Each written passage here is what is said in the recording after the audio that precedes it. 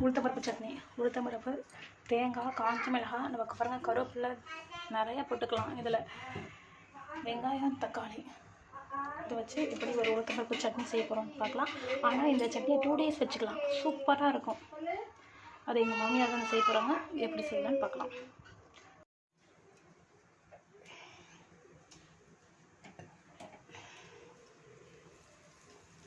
வெங்காயம்,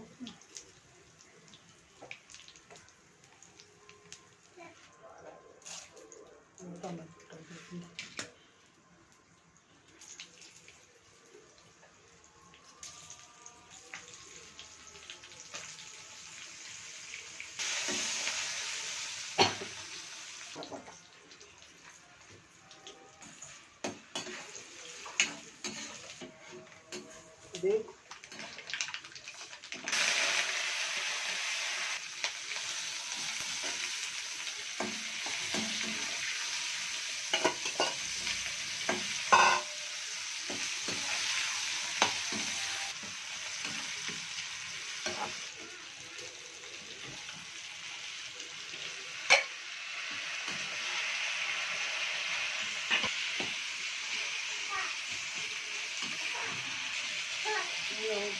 தேங்காய் எடுத்துக்கியா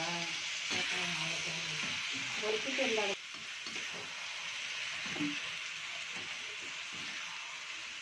நல்லா தக்காளி வெங்காயம் ஒரு முறையில் இருக்குது வந்து போடணும்.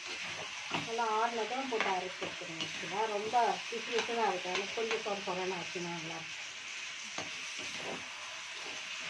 நெய்ஸாக இருக்காம தேங்காய் இருக்கிறதுனால அது கொஞ்சம் குறவரப்பாக தான் தெரியும் பார்க்குறதுக்கு.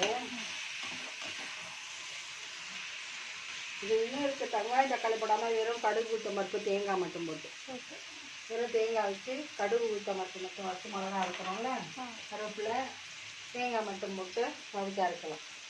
வெங்காயம் தக்காளிலாம் போட்டால் நிறைய வரும். ஒரு 4-5 பேர் சாப்பிட்ற மாதிரி இருந்தால் நிறைய வரும். இது கூட கொஞ்சம் இது ஒரு டேஸ்ட்டாக இருக்கும், ஆவியான டேஸ்ட்டாக இருக்கும்.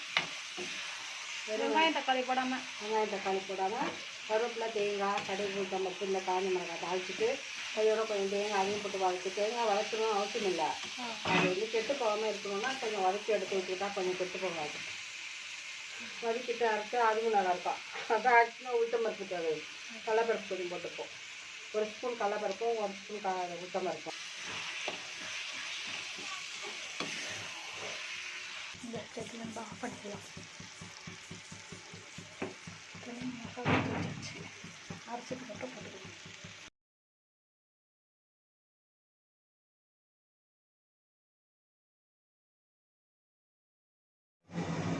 இந்த அளவு கொஞ்சம் குறைன்னு அரைச்சி எடுத்துக்கிட்டால் இப்போ ஆல்ரெடி இதை தாளிக்க வேணாம், வேணும்னா தாளிச்சிக்கலாம், இல்லைன்னா அப்படியே சாப்பிடலாம்.